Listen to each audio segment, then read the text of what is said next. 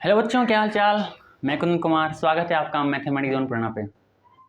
हम chapter number 4 जो है द्विघात समीकरण को पढ़ रहे थे। इस चैप्टर में एक क्लास हो चुका है जो कल का क्लास था। यदि आप हमारे चैनल पर पहली बार आए हैं तो मैं आपको सजेस्ट करूँगा कि कम से कम पहले उस जो द्विघात समीकरण का पहला क्लास है उसको पहले आप एक बार कर लीजिए, फिर इस क्लास में आए हैं, ताकि आपको जो कॉन्सेप्ट थोड़ा सा छूट गया है कि द्विघात समीकरण है क्या, द्विघात समीकरण कैसे पहचानते हैं, ये क्वेश्चन आपको पिछले क्लास को करने से आ जाएगा। ठीक है, चलिए इसके साथ ही हम आज की क्लास से शुरू करते हैं। तो कलम कॉपी किताब निकाल लीजिए और आज की क्लास शुरू करते हैं। हम कल के क्लास में प्रश्न नंबर 4.1 में क्वेश्चन नंबर 1 जो कि है द्विघात समीकरण को हम कैसे पहचानेंगे, चेक करना है कौन सा समीकरण द्विघात समीकरण है और कौन सा नहीं है। आप लोग को पिछले क्लास में बताए हैं कि जिस समीकरण का अधिकतम घात 2 हो वो द्विघात समीकरण कहलाता है। ठीक है, चलिए तो पहला क्वेश्चन का 8 क्वेश्चन तक तो पिछले क्लास में हम चेक कर चुके हैं। अब क्वेश्चन नंबर 2 को देखते हैं, या प्रॉब्लम नंबर 2 बोल सकते हैं, वो देखते हैं क्या कह रहा है। देखते हैं, चलिए क्वेश्चन नंबर 2 कह रहा है निम्न स्थितियों को द्विघात समीकरणों के रूप में निरूपित कीजिए।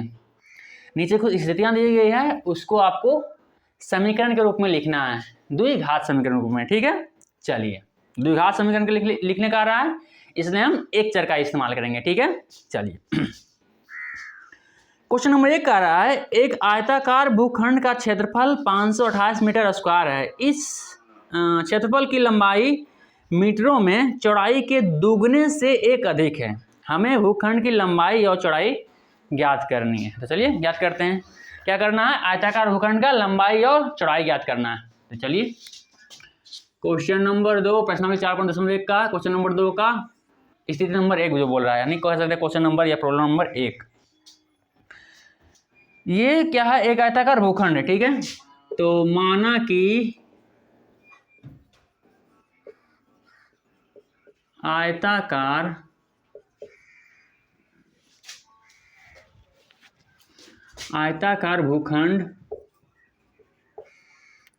भूखंड का चौड़ाई पहले मान लीजिए, क्योंकि लंबाई दुगना दिया गया चौड़ाई से, तो चौड़ाई x मीटर है, क्योंकि बोल रहा है कि मीटरों में होगा। ठीक है, लंबाई चौड़ाई तथा, तो लंबाई क्या हो जाएगा, क्वेश्चन में बोल रहा है कि लंबाई क्या है, चौड़ाई के दुगनी से एक अधिक है। हमारा चौड़ाई कितना, x के दुगनी से एक अधिक प्लस 1, ये कितना हो गया, इसको थोड़ा कर लीजिए, 2x + 1 हो जाएगा इतना मीटर। तो आपकी चौड़ाई क्या हो गया, x मीटर, लंबाई क्या हो गया, 2x + 1 मीटर। ये हमने लंबाई और चौड़ाई मान ली है, चौड़ाई को माने हैं, लंबाई अपने आप उसके अनुसार ही आ गया। ठीक है, अब प्रश्न के अनुसार आगे बढ़ते हैं। प्रश्नानुसार कह रहा है आयताकार भूखंड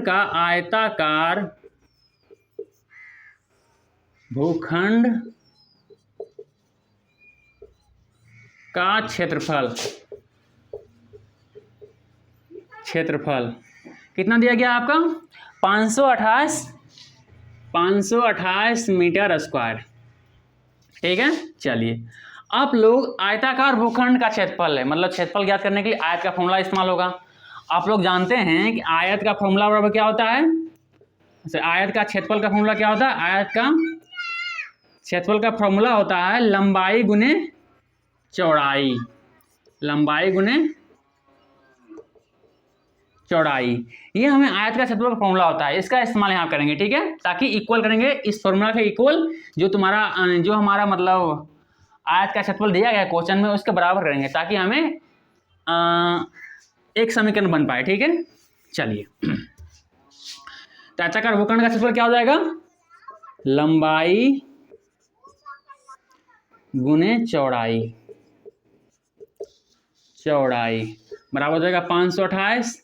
चलिए आगे सॉल्व कर लेते हैं इसको थोड़ा सा। लंबाई हमारा कितना है,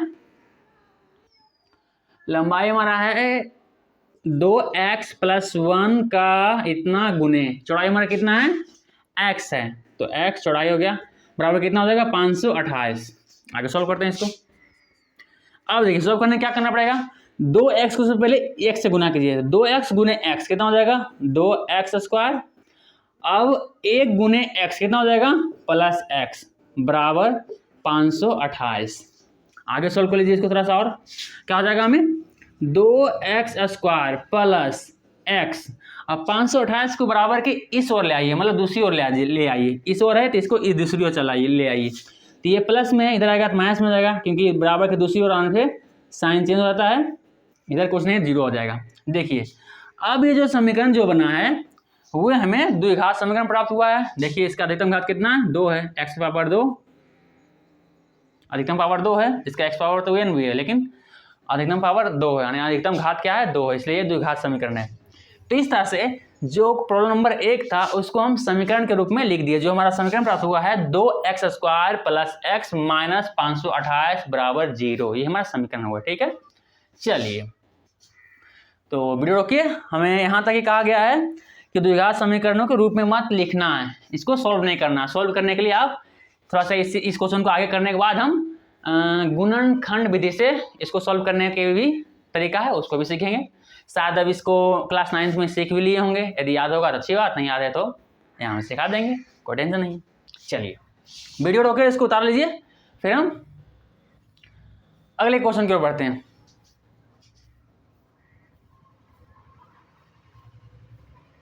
चलिए उम्मीद करते हैं कि आप लोग वीडियो रोक करके इसको उतार लिए होंगे। अब हम अगले क्वेश्चन देखते हैं कि अगला क्वेश्चन हमारा क्या कह रहा है। मिटा दे इसको, चलिए मिटा देते हैं इसको।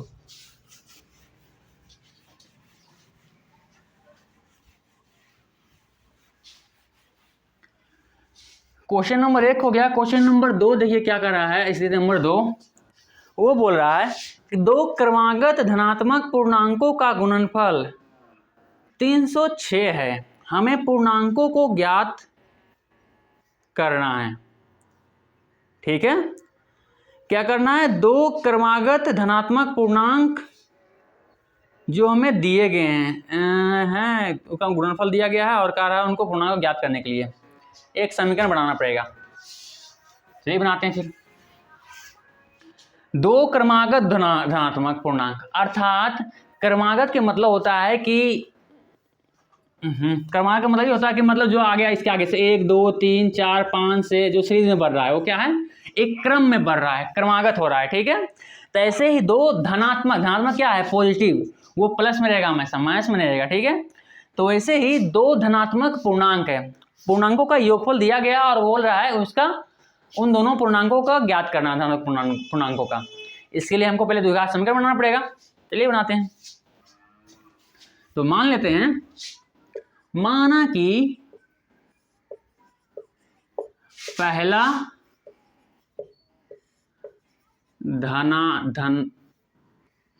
धनात्मक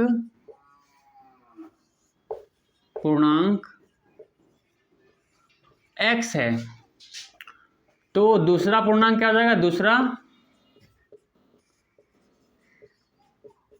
धनात्मक पूर्णांक क्या हो जाएगा हमारा x प्लस 1 हो जाएगा, क्योंकि ये क्या है कतार में एक क्रम में है, तो x हुआ तो अगला क्या बढ़ के होगा, तो x प्लस 1 कर दिए। इस तरह से आप x प्लस माइनस का x माइनस 1 भी कर दीजिएगा, फिर भी क्या है, अब देखिए 3 4 लिखा हुआ है, यदि 4 में माइनस 1 की जगह तब भी क्या है 3 मिलेगा नहीं, तो ये भी 3 4 हो गया 4, 1 हो गया 3, ये भी क्या है क्रम में क्रमागत ही होगा। और इसी को अगर लिखेंगे आप 3 x बराबर 3 अगर आ गया तो 3 प्लस 1 कर दिया तो ये क्या होगा 4, देखिए 3 और 4 फिर से लिखा गया। तो ये क्रमागत मतलब आप x लेकर के x माइनस 1 भी कर सकते हैं, x प्लस 1 भी करेंगे, क्या है क्रमागत, वो क्रमानुसार ही रहेगा। ठीक है, इसमें कोई चेंज नहीं होगा, तो क्या हम प्लस में लेते हैं। चलिए अब क्वेश्चन में कह रहा है कि इन दोनों धनात्मक पूर्णांकों का क्या है गुणनफल दिया गया है। तो चलिए प्रश्नानुसार यानी प्रश्न के अनुसार, प्रश्नानुसार क्या कह रहा है, दोनों धनात्मक पूर्णांकों का गुणनफल दिया गया है। पहला गुणनफल कितना हो जाएगा, x गुने हो जाएगा x प्लस 1, इसका गुणनफल दिया गया हमें 306 बराबर 306। चलिए इसको क्या करते हैं द्विघात समीकरण के रूप में लिखते हैं, मतलब सॉल्व करते हैं इसको, थोड़ा सा सॉल्व कीजिए इसको। x गुने x स्क्वायर हो जाएगा, x गुने 1 प्लस x हो जाएगा बराबर 306। आगे से सॉल्व कीजिए, x स्क्वायर प्लस x और इधर बराबर कि इस हो रहेगा क्या आ जाएगा -306 बराबर 0। ये हमें द्विघात समीकरण मिल गया। ठीक है, तो फिलहाल हमको कह रहा है कि इसका पूर्णांकों का ज्ञात करना है, मतलब ज्ञात करने के लिए जो द्विघात समीकरण होगा उसको हमको लिखना है, क्योंकि ज्ञात करना, पहले ज्ञात करने के लिए आपको इसको गुणनखंड विधि से ज्ञात करना भी आना चाहिए। ऐसे आप 9th में पढ़ चुके होंगे, लेकिन फिर भी इन तीनों चारों क्वेश्चन को करके अगला जो एक्सरसाइज बना 4.2 जो है वो गुणनखंड विधि पर ही बेस्ट है पूरी तरह से, पूरा एक्सरसाइज। ठीक है, तो इसमें हम पढ़ लेंगे। फिलहाल आप 11 क्वेश्चन में कह रहा है सिर्फ द्विघात समीकरण के रूप में व्यक्त करना है। चलिए द्विघात समीकरण के रूप में व्यक्त हो गया, तो हमारा क्वेश्चन नंबर 2 भी कंप्लीट हुआ। अब क्वेश्चन नंबर 3 देखते हैं, या बोल सकते हैं प्रॉब्लम नंबर 3 देखते हैं। वीडियो रोके इसको उतार लीजिए, इसे सब आसान है। अगर कई स्टूडेंट होंगे जो खुद से भी बना सकते हैं, लेकिन जो नहीं बना पाएंगे खुद से, उनके लिए हम थोड़ा सा मदद कर देते हैं। ठीक है, ताकि उनको थोड़ा समझने में आसानी हो। चलिए मिटा दें इसको, चलिए मिटाते हैं। अब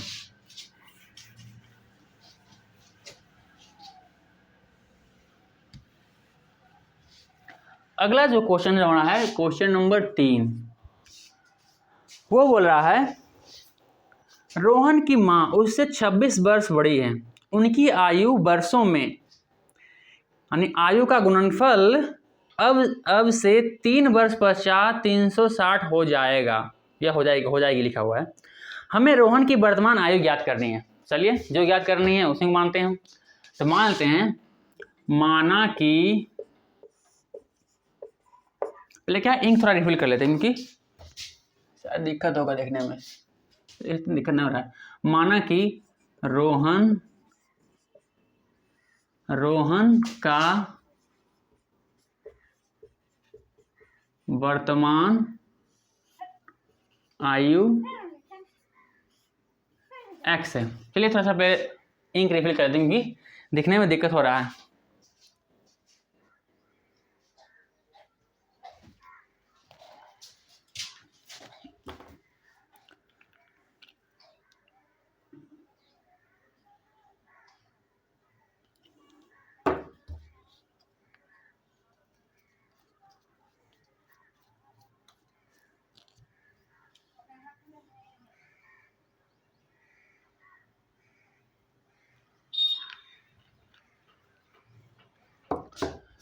चलिए, तो माना कि रोहन की वर्तमान आयु कितना है, x है। क्वेश्चन में पहले ही बोल रहा है, पहला लाइन में बोल रहा है रोहन की माँ उससे 26 वर्ष बड़ी है, अर्थात तो उस रोहन की माँ की आयु कितना हो जाएगा, रोहन की माँ की आयु कितना हो जाएगा, x प्लस 26, क्योंकि 26 साल बड़ा है तो x प्लस x में जोड़ देंगे तो उसकी माँ की आयु आ जाएगा कितना वर्ष, इतना वर्ष, और ये भी इतना वर्ष। ठीक है, चलिए अब प्रश्नानुसार जो बोल रहा है उसके अनुसार आगे बढ़ते हैं। कह रहा है कि 3 वर्ष पश्चात इतना हो जाएगी, दोनों उनकी माँ, रोहन की और उनकी माँ की आयु का गुणनफल जो होगा 3 वर्ष बाद 360 हो जाएगी। पहले क्या है, 3 वर्ष बाद दोनों की आयु कितनी होगी, पहले वो ज्ञात कर लेते हैं। देखिए माना कि रोहन की वर्तमान आयु x है, तो 3 वर्ष बाद रोहन की आयु कितना होगा, रोहन का आयु हो जाएगा हमारा कितना, x प्लस 3। आपका वर्ष मान लीजिए आपका 10 वर्ष है अभी फिलहाल वर्तमान में। आपसे कोई पूछे कि आपका 3 वर्ष बाद या 4 वर्ष बाद आपका आयु कितना हो जाएगा, आप क्या कीजिएगा, जो वर्तमान वर्ष है उसमें क्या, वर्तमान आयु जो है उसमें क्या है, जितना वर्ष आगे के आपको आयु जाननी है उतना प्लस कर देते हैं, तो ही x प्लस 3 यहाँ पे किए। ठीक है, वर्तमान आयु में जितना वर्ष आगे का आयु जानना है उतना प्लस किए हैं। तो उसी प्रकार रोहन की माँ की आयु कितना हो जाएगा, रोहन या उसकी माँ के लिख लेते हैं, माँ की आयु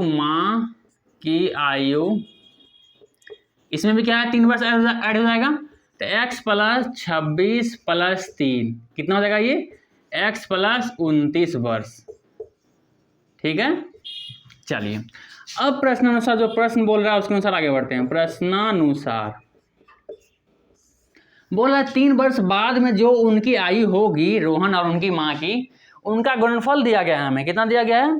360। चलिए उसके अनुसार आगे बढ़ते हैं। दोनों का गुणनफल क्या कहते हैं? x + 3 गुने कितना हो जाएगा? x + 29। और इनका गुणनफल कितना दिया गया है क्वेश्चन में हमें? 360। चलिए इसको क्या है, गुना करते हैं।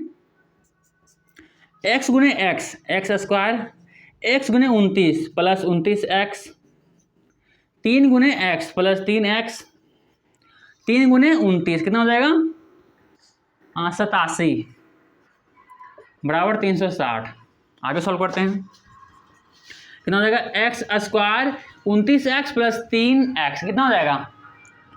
प्लस 32x हो जाएगा। 29 3 32x प्लस 87 बराबर 360। आगे सॉल्व कीजिए थोड़ा सा। कितना हो जाएगा ये? x² + 32x + 87 और 360 जो इधर है बराबर के इस ओर ले आइए, तो इधर 360 प्लस में इधर आएगा तो माइनस में जाएगा, तो -360 बराबर 3, सॉरी इधर कुछ नहीं, तब 0 हो जाएगा इधर। फाइनल आपका क्या मिला? आपका जो द्विघात समीकरण फाइनल आपका क्या मिलेगा? x² + 32x और 87 में -360 को घटाइए, कितना आएगा ये? 60 घट गया, 27 बचेगा, 27 70 और 73, 273 -273। 360 में यदि 27 को घटाइएगा तो 273 आपका आएगा। ठीक है, 16 में से 15 में से 8 गया तो सही बराबर 0। आपका जो फाइनल द्विघात समीकरण जो प्राप्त हुआ है इस स्थिति से, वो क्या प्राप्त हुआ? ये रहा हमारा। यही हमें इस स्थिति को द्विघात समीकरण के रूप में लिखना था, जो हमने लिख दिया। चलिए वीडियो रोके इसको भी उतार लीजिए, फिर हम अगले क्वेश्चन की बढ़ते हैं। इसके अगले एक्सरसाइज में हम पढ़ेंगे कि किसी भी द्विघात समीकरण को सॉल्व कैसे करते हैं। ठीक है, गुणनखंड विधि से। तो आगे देखेंगे, पहले इसका देख लेते हैं। एक क्वेश्चन और बचा हुआ है, उसके बाद फिर उसी पर चलेंगे। ठीक है, चलिए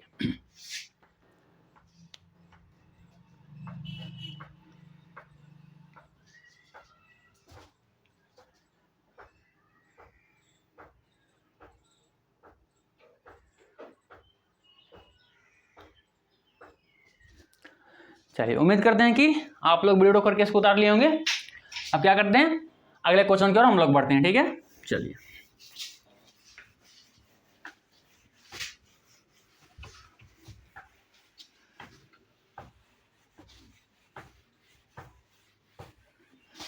जो प्रॉब्लम नंबर 4 है वो क्या बोल रहा है हमें?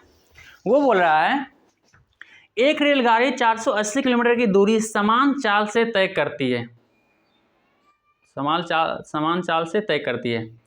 यदि इसकी चाल 8 किलोमीटर कम होती तो वह उसी दूरी को तय करने में 3 घंटा अधिक लेती। हमें रेलगाड़ी के चाल ज्ञात करनी है। ठीक है, हमें रेलगाड़ी की चाल ज्ञात करनी है, उसके लिए हमें द्विघात समीकरण बनानी है इसको। ठीक है, चलिए बनाते हैं। तो चाल ज्ञात करनी है तो उसी को मान लेते हैं हम। माना कि रेलगाड़ी की चाल x घंटा ले रहा है, किलोमीटर है उसका। ठीक है, तो किलोमीटर पर आवर ही मानते हैं। ठीक है, चलिए अब देखिए, यदि उसकी चाल x किलोमीटर है, ठीक है, और उसकी दूरी कितनी है? दूरी आपकी तय की गई दूरी कितनी है? तय की गई दूरी है 480 किलोमीटर। सही है, बिल्कुल सही है। देखिए, हमने रेलगाड़ी के चाल x किलोमीटर पर आवर माने हैं और हमें पता है कि रेलगाड़ी द्वारा तय दूरी कितनी है? 480 किलोमीटर। तो समय बराबर क्या होता है? आपको पहले फॉर्मूला आपको देखना होगा कि दूरी बराबर आपका क्या फॉर्मूला था? दूरी बराबर फॉर्मूला आप लोग का होता है समय गुने चाल। यहां से क्या है, आप समय का देख लीजिए। ठीक है, समय निकाल लीजिए यहां से। दूरी मिल गया, चाल मिल गया, समय निकालते हैं यहां से। अब देखिए, समय को यहां पे रहने दीजिए और इस दूरी को यहीं रहेगा और चाल को बराबर है इसको ले आइए, तो इधर गुना में इधर आके भागा हो जाएगा, चाल भागा में आ गया। अब देखिए फाइनली आपको आंसर क्या मिला है, जो ये समीकरण क्या मिल रहा है, फाइनल जो आपको फॉर्मूला जो बना क्या मिला है, समय बराबर दूरी बटे चाल, ऐसे लिख सकते हैं। या फिर सिंपल आपको याद होगा डायरेक्ट समय बराबर दूरी बटे चाल, ऐसे भी कर सकते हैं। ये तो बस थोड़ा सा एक्सप्लेन कर दिए कि कैसे होता है, ठीक है। यदि का डायरेक्ट कहीं पे जो फॉर्मूला लिखेंगे डायरेक्ट यही लिखिएगा, समय बराबर दूरी बटे चाल, और सॉल्व कीजिएगा भी तो आपका आंसर कोई दिक्कत नहीं होगा, ठीक है। चलिए अब क्या है, इस फॉर्मूला पे इसको निकालिए। तो तय की गई दूरी, तो दूरी तय करने में ऐसा करते हैं, थोड़ा जगह कम पड़ जाएगा। जैसे क्या है, जो फॉर्मूला में काम का नहीं उसको मिटा देते हैं, आप समझिए कि लिखाया कैसे, इसको थोड़ा ऊपर लिख लेते हैं ताकि हमें थोड़ा स्पेस बचे, क्योंकि शायद जगह कम ही पड़ जाएगा। बोर्ड थोड़ा छोटा है, इसका कुछ जुगाड़ करना पड़ेगा। चलिए इस फॉर्मूला कर लीजिए, फॉर्मूला आपका समय बराबर दूरी बटे चाल है। अब क्या करते हैं, ये चाल तो निकल गया, दूरी निकल गया, तो दूरी तय करने में लगा समय क्या हो जाएगा, लगा समय आपका कितना हो जाएगा, दूरी कितना आपका 480, चाल कितना है x, इतना आवर हो जाएगा, ठीक है। अब ध्यान दीजिए, ये आपका जो दिया हम x माने थे और जो हमें दूरी दिया गया था उसके अनुसार से हमने टाइम ये कैलकुलेट कर लिया कि टाइम इतना लगेगा। क्वेश्चन में इसलिए एक बनाया गया है, जो स्थिति क्या है, कह रहा है यदि इसकी चाल में 8 किलोमीटर पर आवर की कमी कर दी जाए, मतलब इसकी चाल में 8 किलोमीटर पर आवर घटा दी जाए, तो क्या है, जो समय जो लेता है वो जितना टाइम वो लेता था उससे क्या है 3 घंटे और अधिक लेता है। कह रहा है तय करने में क्या 3 घंटे अधिक लेती है, तो उसको भी पहले कर लेते हैं। अब पहली स्थिति क्या बोल रहा है, स्थिति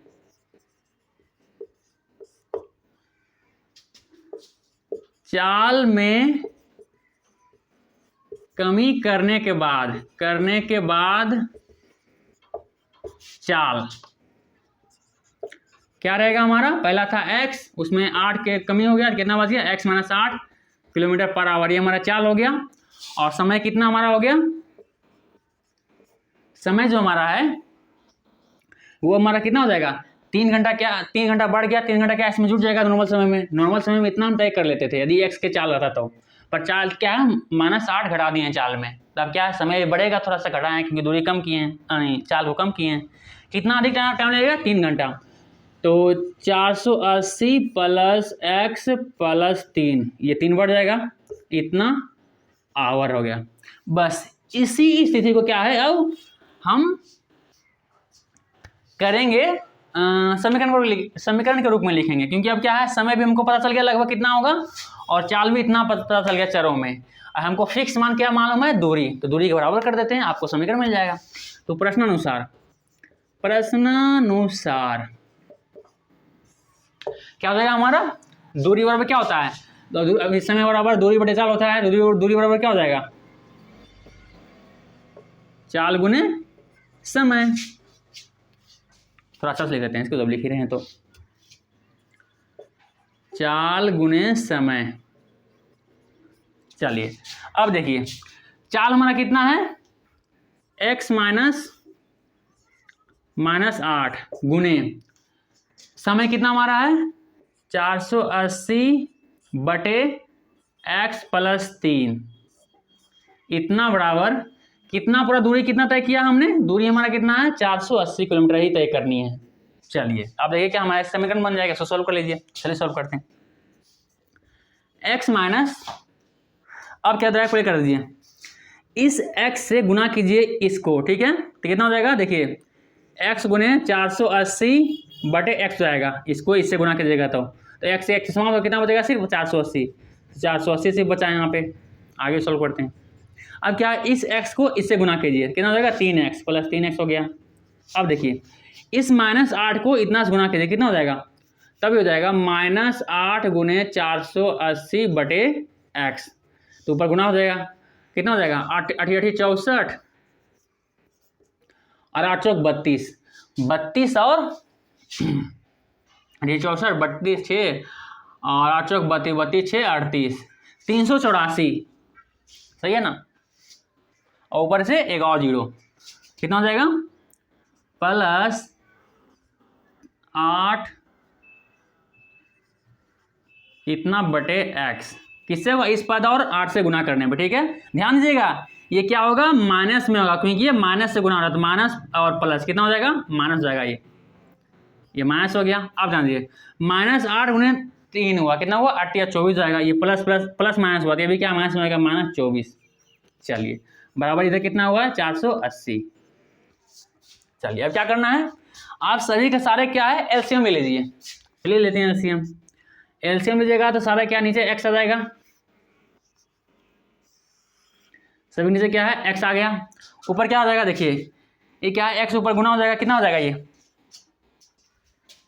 480 x आएगा, ये +3x² हो जाएगा, ये हो जाएगा -3840 की जरूरत नहीं रहेगा, -24x हो जाएगा, इतना बराबर 480। चलिए इसको क्या है आगे थोड़ा सॉल्व करते हैं, इसको आगे सॉल्व कीजिएगा। देखिए इस x को बराबर की दूसरी ओर ले जाइए, तो इधर क्या है, इधर आपका है भागा में, उधर जाएगा तो गुना हो जाएगा, तो अगला स्टेप क्या आपका हो जाएगा, अगला स्टेप देख लीजिए 480x + 3x² -3840 -24 बराबर 480 और गुने क्या इधर हो जाएगा, x क्या है उधर भेज दिए, तो x हो जाएगा, कितना हो जाएगा 480 गुने x मतलब 480x, तो इसको मिटा कर डायरेक्ट लिखते हैं 480x। अब देखिए यहाँ तो इसे 480 चाहे 480 दोनों सिंपल समाप्त हो जाएगा, लेकिन फिर भी समाप्त नहीं करते हैं, थोड़ा एक स्टेप आगे बढ़ जाते हैं। 480x + 3x² माइनस 3840 और माइनस इतना, इसको बराबर की इस ओर ले आए तो कितना हो जाएगा, -480x बराबर कुछ नहीं तो इधर 0 हो जाएगा, ये प्लस में 480x माइनस में समाप्त होगा। अब कितना फाइनली कितना आपका आंसर आया है 24। देखिए यहाँ पे 24x है, यहाँ पे थोड़ा गलती हुआ 24x, यहाँ पे क्या है 24x आएगा, क्योंकि यदि ऐसे मिस्टेक हुआ तो फिर दिक्कत कर जाएगा, आपका आंसर नहीं आएगा। चलिए आप सही है, क्योंकि यही देख रहे थे गड़बड़ हुआ, x पर गायब हो रहा था। अब फाइनली आपका कितना बचेगा, आप देखिए 3x² -24x और कितना बचा ये -3840, ये आपका बच गया है सिंपल। यदि आप इतना बराबर क्या हो जाएगा 0। अब यहाँ पे क्या है 3 कॉमन यदि ले लें, 3 कॉमन लेके उधर भेज दें, क्या है सिर्फ 3 सारे में कॉमन आ रहा है। चलिए वो भी करिए लेते हैं, थोड़ा सा एक स्टेप आगे कर लेते हैं, थोड़ा सा एक स्टेप आगे के और थोड़ा एक स्टेप आगे क्या स्पेस चाहिए, चलिए कर लेते हैं। 3 कॉमन यदि कितना बचेगा, x² बचेगा यहाँ पे -8/24, तो सिर्फ 8x बचेगा यहाँ पे, और माइनस ये कितना बचेगा 3 कॉमन लीजिएगा तो इसमें तो 12×36 8×24, 12×36 8×24, 8×24 तो 8 0, इतना बार में ये हो गया समाप्त बराबर 0। अब देखिए ये 3 जो है इधर गुना में बराबर को उधर जाएगा तो 0 से क्या है भागा में चल जाएगा। आप लोग जानते हैं 0 से यदि 0 में कितना से भागा दीजिए क्या है 0 ही प्राप्त होगा। तो अगर कुछ नहीं तो एक स्टेप यहाँ पे लिख लीजिए, चलिए थोड़ा स्पेस नहीं है तो इसको भी इसके बाद क्या है यहाँ थोड़ा लिख लेते हैं कितना हो जाएगा ये x² -8x -1280 बराबर 0, क्योंकि ये 3 क्या है इधर गुना में था उधर गया तो 0 में फिर से भागा हो गया है, भागे 3 चला जाएगा इधर, फिर भी क्या है 0 ही रहेगा इसलिए 0। ये आपका क्या है फाइनल द्विघात समीकरण बना है इस स्थिति के लिए, ठीक है। इधर एक थोड़ा जगह नहीं था क्या है इसलिए थोड़ा सा ऊपर ले दिया, ठीक है। चलिए तो वीडियो रोकिए और इसको उतार लीजिए, फिर हम आगे देखते हैं क्या करना है।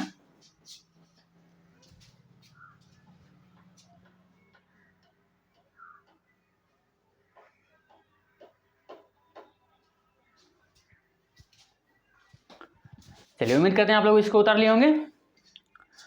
आज की क्लास हम यहीं पर समाप्त करते हैं, कुछ निजी कारण की वजह से। मिलते हैं अगले क्लास में। तब तक के लिए पढ़ते रहिए हमारे साथ। यदि हमारा प्रयास आपको अच्छा लगे तो प्लीज़ हमारे चैनल को सब्सक्राइब तथा हमारे वीडियो को लाइक तथा शेयर जरूर करें, ताकि इसी प्रकार के कंटेंट या क्लास लेने का हमें आपसे मोटिवेशन मिले। ठीक है, चलिए तब तक के लिए धन्यवाद।